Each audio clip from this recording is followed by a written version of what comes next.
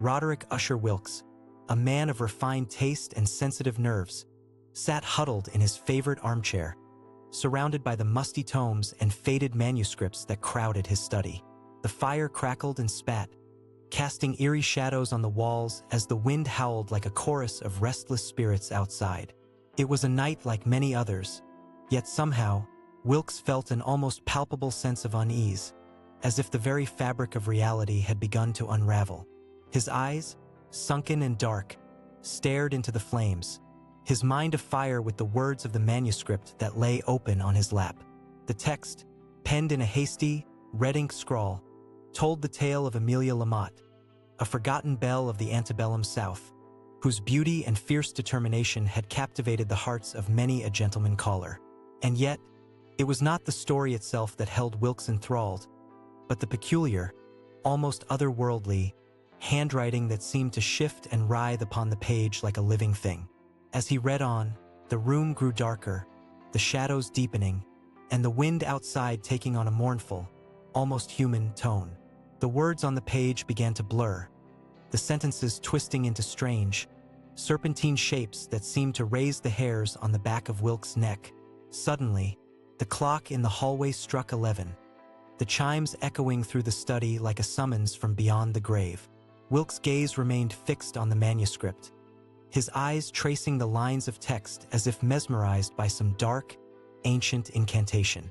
The words seemed to be shifting, rearranging themselves before his very eyes, telling a tale that was at once familiar and yet utterly alien.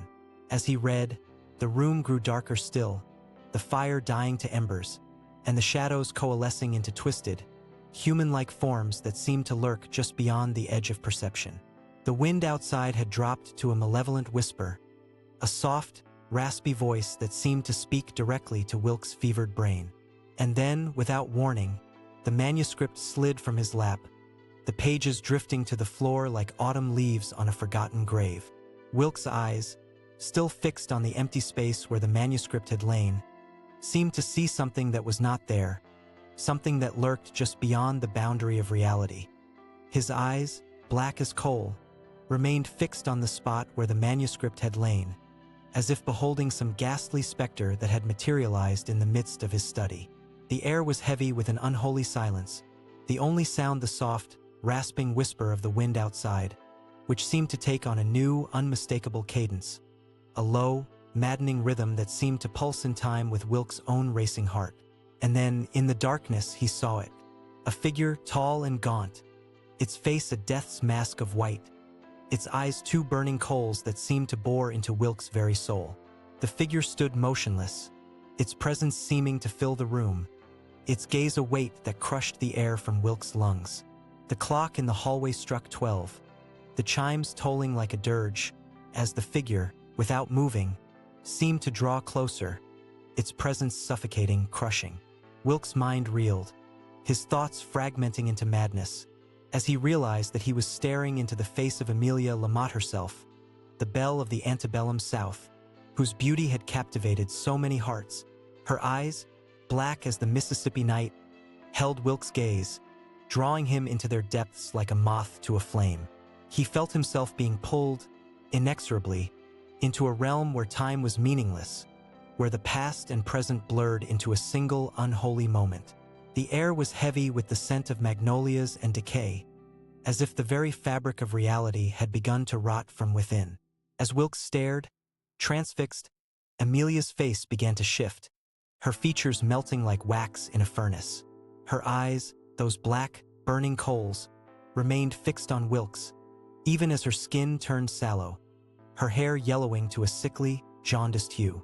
The belle of the antebellum South was no more. In her place stood a creature, ancient and malevolent, its beauty a mere facade for the horrors that lurked beneath. The wind outside howled like a chorus of the damned, as Wilkes felt his own mind unraveling, thread by thread. The room seemed to shrink, the shadows coalescing into a living, breathing entity that wrapped itself around his ankles, holding him fast. He was trapped, a fly in the spider's web of Emilia's making, and he knew that he would never escape. The creature's face, no longer beautiful, but a twisted mockery of humanity, leaned in, its cold, damp breath caressing Wilkes' ear. The voice that whispered in his mind was like a rusty gate, scraping against the walls of his sanity. "Roderick Usher Wilkes," it hissed. "You should not have sought to uncover the secrets of the flexible bullet. You should not have dared to disturb the sleep of the Belle of the antebellum South." As the creature's words echoed in his mind, the study around Wilkes began to dissolve, the books, the furniture, the very walls themselves, melting away like sugar in the rain. He felt himself being drawn into a realm where the living were not welcome, a realm where the damned and the forgotten dwelled. The creature's eyes, those black, burning coals, seemed to grow larger, filling Wilkes' vision. As the whisper in his mind grew louder, a maddening cadence that threatened to consume his every waking thought. "You should not have sought to know the secrets of the flexible bullet," it repeated, the words echoing, echoing, echoing, until they became a scream that shattered the fragile remains of Wilkes' sanity. The scream, a soundless, mind-shattering burst of terror, ripped through Wilkes' mind, shattering the fragile threads of his reason. His eyes, wide with horror, stared into the abyss as the creature's face, a twisted mockery of humanity, loomed closer, its cold, damp breath washing over him like a wave of ice. In that instant, Wilkes knew that he was lost, trapped in a living hell of his own making. The flexible bullet, a curse, a plague, a Pandora's box of horrors, had unleashed a terror beyond his wildest imaginings. As the creature's eyes burned brighter, hotter, Wilkes felt his mind disintegrating, fragmenting into 1,000 shards of madness. He was no longer Roderick Usher Wilkes, scholar, collector of rare and forbidden knowledge, but a mere husk, a shell, a puppet dancing on the strings of the Belle of the antebellum South. And in that instant, as the darkness closed in, Wilkes knew that he would never be free, that he would be forever trapped in a realm of horrors, where the living were not welcome, and the damned and the forgotten held sway,